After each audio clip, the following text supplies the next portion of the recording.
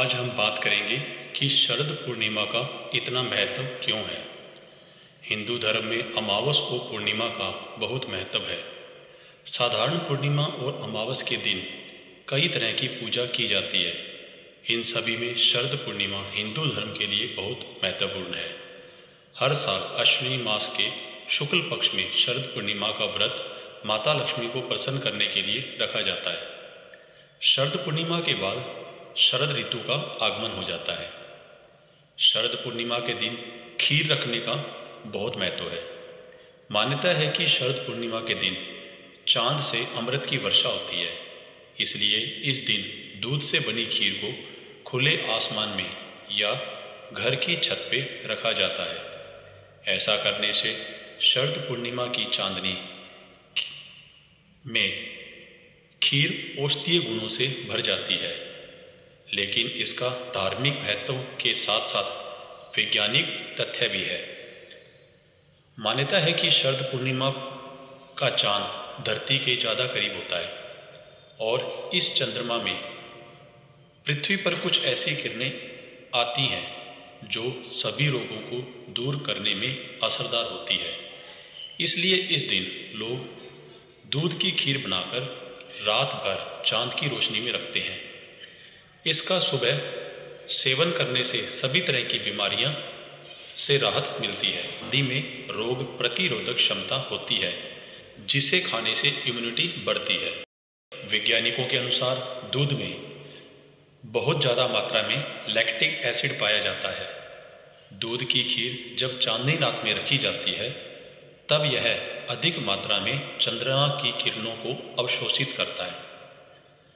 चंद्रमा के प्रकाश में कई तत्व होते हैं जो खीर के तत्वों में बढ़ोतरी कर देते हैं। ऐसा भी कहा जाता है कि चावल से बनी खीर को चांदी के बर्तन में चांदनी रात में रखने पर यह पोषक तत्वों के अंदर वृद्धि कर देती है, जिसे खाने से इम्यूनिटी बढ़ती है।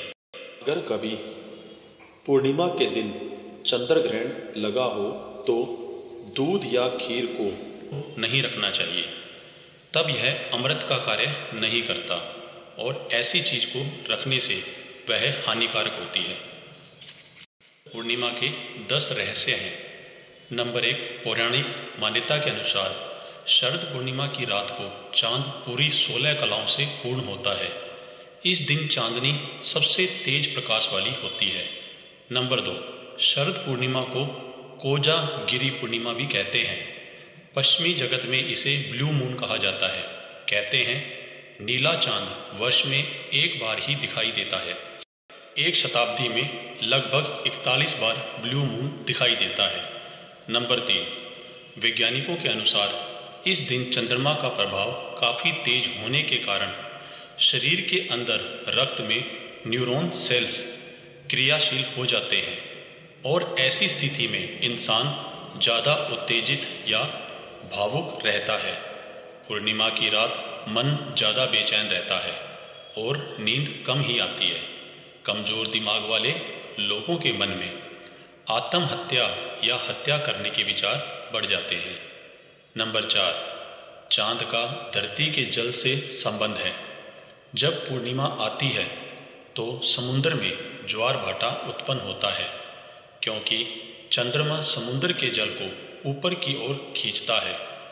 मानव के शरीर में भी लगभग 85% जल रहता है। पूर्णिमा के दिन इस जल की गति और गुण बदल जाते हैं। नंबर 5, शरद पूर्णिमा के दिन चांद में छत या गैलरी पर चांद की रोशनी में चांदी के बर्तन में दूध या खीर रखी जाती है।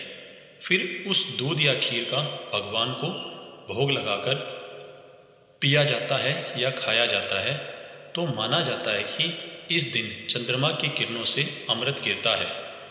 ये किरणें सेहत के लिए काफ़ी लाभदायक मानी जाती है। नंबर 6, शरद पूर्णिमा के दौरान चतुर्मास लगा होता है, जिसमें भगवान विष्णु सो रहे होते हैं। चतुर्मास का यह अंतिम चरण होता है। शरद पूर्णिमा इसलिए कहा जाता है क्योंकि इस दिन से सुबह और शाम को सर्दी का एहसास होने लगता है। नंबर 7, इस दिन किसी भी प्रकार का तामसिक वस्तुओं का सेवन नहीं करना चाहिए। इस दिन शराब आदि नशे से भी दूर रहना चाहिए। इसके शरीर पर ही नहीं बल्कि आपके भविष्य पर भी दुष्परिणाम हो सकते हैं। जानकार लोग तो यह कहते हैं कि चौदस, पूर्णिमा और प्रतिपदा 3 दिन पवित्र बने रहने में ही भलाई है।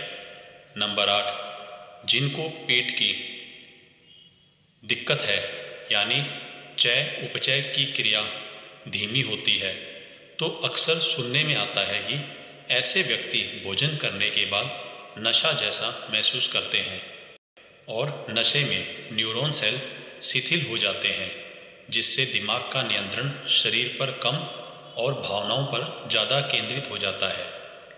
ऐसे व्यक्ति पर चंद्रमा का प्रभाव गलत दिशा लेने लगता है। इस कारण पूर्णिमा की व्रत का पालन करना चाहिए। नंबर 9, शरद पूर्णिमा पर माँ लक्ष्मी, चंद्रदेव, भगवान शिव, कुबेर, हनुमान जी और भगवान श्री कृष्ण की आराधना की जाती है। शरद पूर्णिमा की रात में की गई चंद्र पूजन और आराधना से साल भर के लिए लक्ष्मी और कुबेर की कृपा प्राप्ति होती है। नंबर 10, शरद पूर्णिमा की रात में हनुमान जी के सामने चौमुख दीपक जलाएं। इसके लिए आप मिट्टी का दीपक लें और उसमें तेल या घी भरें